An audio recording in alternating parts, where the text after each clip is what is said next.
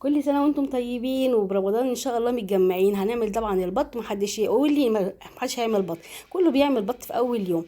معانا البرتقال، معانا البصله، معانا الليمون، معانا حبهان صحيح، معانا كمان فلفل اسود صحيح ما تحطوهوش بودر، ومعانا ورق لوري. بقى ورق اللوري ده حطي زي ما انتي عاوزه، حطي ورق لوري كتير مش مشكله يعني، كتري. حلو كده. هنجيب بقى الميه بتاعتنا وهننزل كل الكلام ده. في ناس بتعمله كده على الساقع، انا مش هعمله على الساقع، انا هديله غلوه واحده بس. ليه؟ انا عايزه كل الطعم اللي في الخضار والطعم اللي في البرتقال وكله ينزل في الميه. البطايه بتاعتي زي ما انتم شايفين كده غسلها غسله يعني عميقه جدا، انا بقرف جدا، فانا نضفتها تنظيف لدرجه ان انا شوهتها. سيبكم من الكلام ده كله وتعالوا نشوف اللي انا عملته.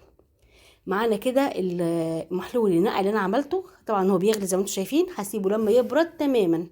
وهبدأ بقى ان انا احط عليه 3 معالق من السكر، وهحط زيهم بالظبط ملح. هنحط 3 معالق برضو من الملح، مش هكتر ولا هقلل قد الكميه. انا حاطه حوالي لتر ونص من الميه كده. حلو. انا مش، هو مش هيعمل لها حاجه ولا ياثر في حاجه غير انه هيطعمها بس. دي كده بقى اشويها، اسلقيها، اقليها، حمري، اعملي فيها اللي انت عايزاه. الطريقه دي احنا بنطعم اللحم نفسه. هنقعد قد ايه؟ هتسيبيها ليله كامله، هتسيبيها 6 ساعات، 7 ساعات، 8 ساعات. كل ما هتقعد اكتر كل ما الطعم بتاعها هيبقى احلى.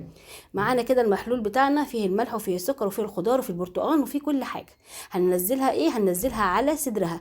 ليه على صدرها؟ لان الصدر انسجته بتكون مش سهله يعني، تبقى قاسيه شويه في الاكل، فعشان تكون طريه معايا وجوسي جدا وطعمها حلو انا نزلتها كده. وقبل ما انا ما هستعملها او هسويها هقلبها على الناحيه التانية، سيبها حوالي ساعتين ولا حاجه، لان كلها داخله فيها.